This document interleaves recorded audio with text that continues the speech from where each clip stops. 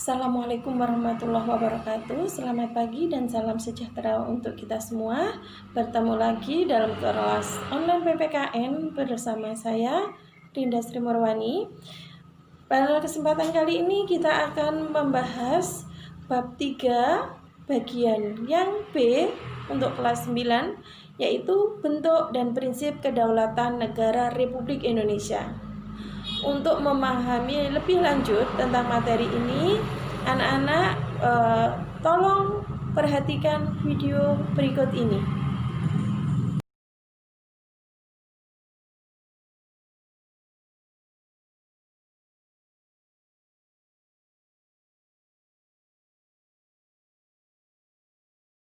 Negara Indonesia adalah negara yang berdasarkan atas kedaulatan rakyat.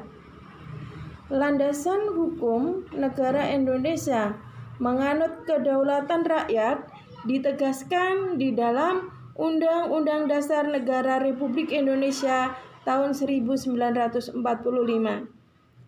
Yang pertama, pembukaan Undang-Undang Dasar Negara Republik Indonesia tahun 1945 alinea yang keempat, yaitu maka disusunlah kemerdekaan kebangsaan Indonesia itu dalam suatu Undang-Undang Dasar Negara Indonesia yang terbentuk dalam suatu susunan negara Republik Indonesia yang berkedaulatan rakyat dengan berdasar kepada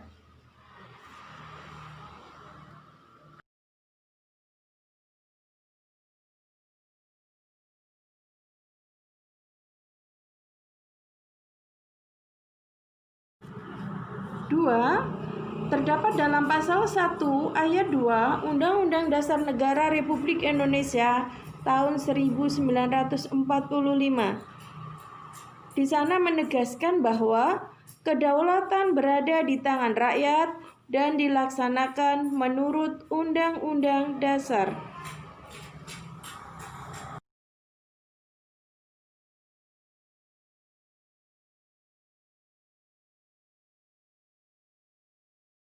Undang-Undang Dasar Negara Republik Indonesia tahun 1945 dijadikan dasar dan rujukan utama dalam menjalankan kedaulatan rakyat yang mengatur dan membagi pelaksanaan kedaulatan rakyat kepada rakyat sendiri maupun kepada badan atau lembaga negara.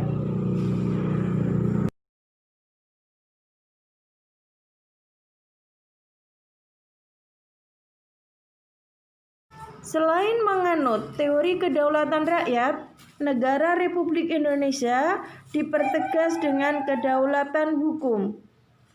Dalam pasal 1 ayat 3 Undang-Undang Dasar Negara Republik Indonesia tahun 1945 dinyatakan bahwa negara Indonesia adalah negara hukum.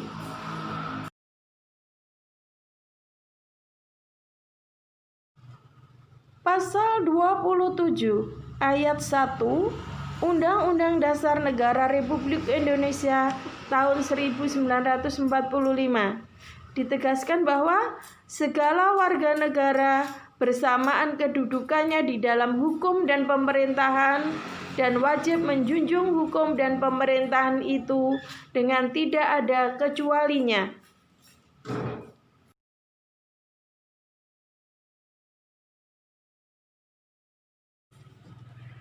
Prinsip-prinsip kedaulatan yang dianut oleh negara Republik Indonesia adalah sebagai berikut. 1. Negara Indonesia adalah negara kesatuan yang berbentuk republik. 2. Kedaulatan berada di tangan rakyat dan dilaksanakan menurut Undang-Undang Dasar. 3. Negara Indonesia adalah negara hukum.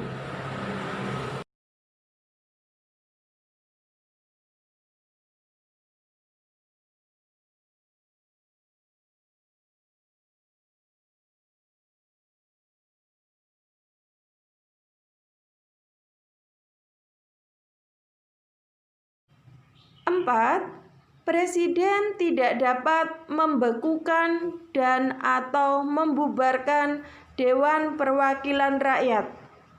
5. Menteri-menteri diangkat dan diberhentikan oleh Presiden. 6.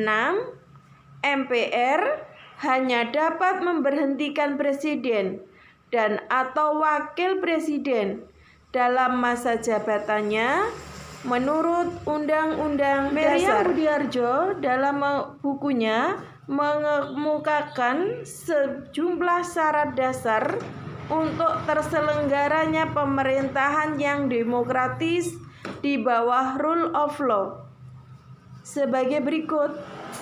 1. Perlindungan konstitusional. 2. Badan kehakiman yang bebas dan tidak memihak. 3. Pemilihan umum yang bebas. 4. Kebebasan untuk menyatakan pendapat. 5. Kebebasan untuk berserikat atau berorganisasi dan beroposisi. 6. Pendidikan kewarganegaraan.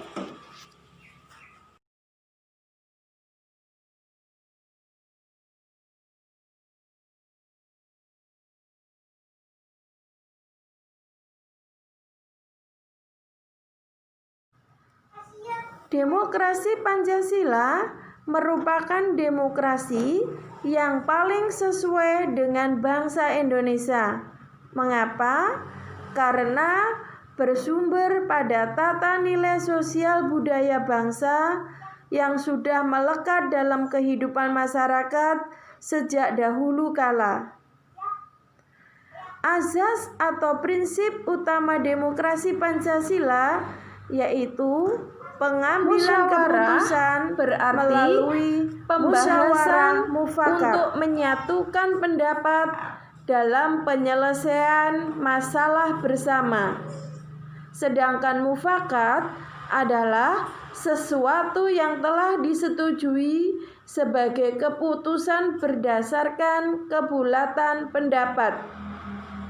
Jadi, musyawarah mufakat berarti pengambilan suatu keputusan berdasarkan kehendak orang banyak atau rakyat sehingga tercapai kebulatan pendapat.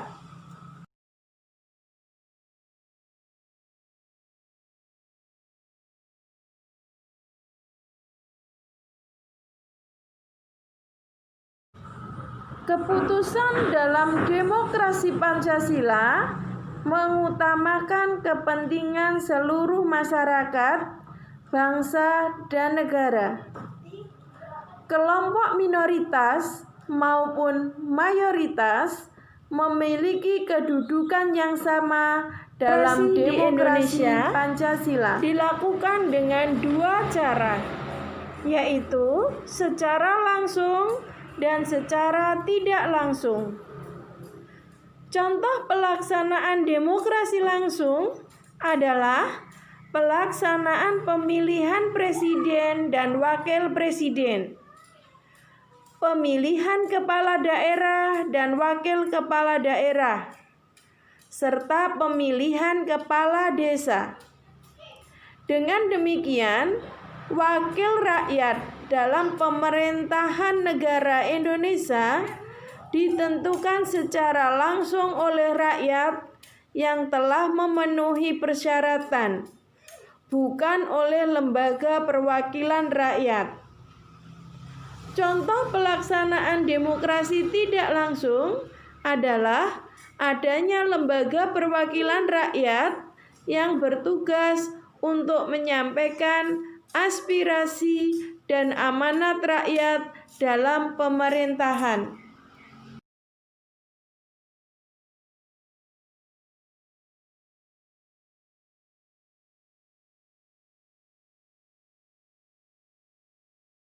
Rakyat dan demokrasi dilaksanakan berdasarkan azas langsung, umum, bebas, rahasia, jujur, dan adil.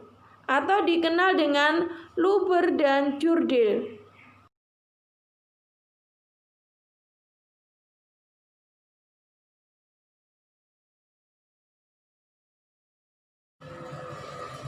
Langsung.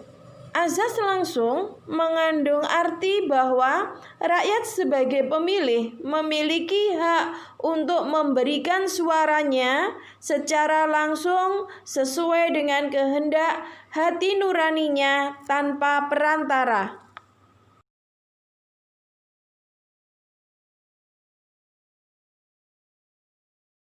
Yang telah memenuhi syarat sesuai dengan peraturan perundang-undangan berhak untuk mengikuti pemilu. Hak ini diberikan tanpa melihat jenis kelamin, suku, agama, ras, pekerjaan, dan lain sebagainya.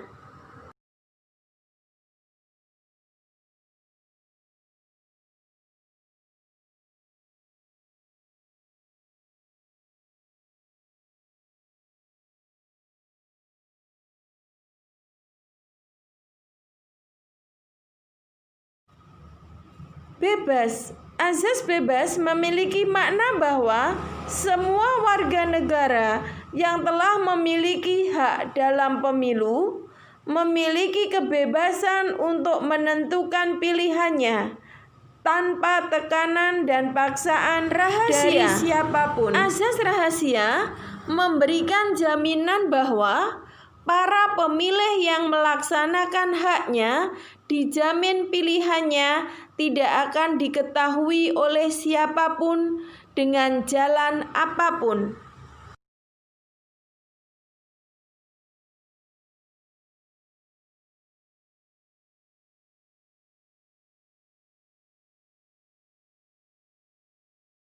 Jujur. Azas jujur mengandung arti bahwa penyelenggara pemilu,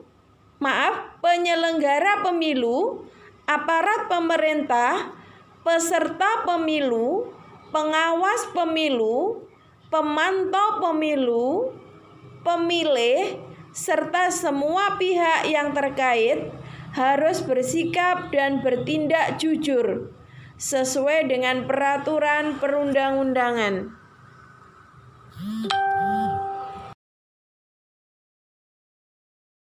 Adil. Azas adil menjamin bahwa setiap pemilih dan peserta pemilu mendapat perlakuan yang sama serta bebas dari kecurangan pihak manapun.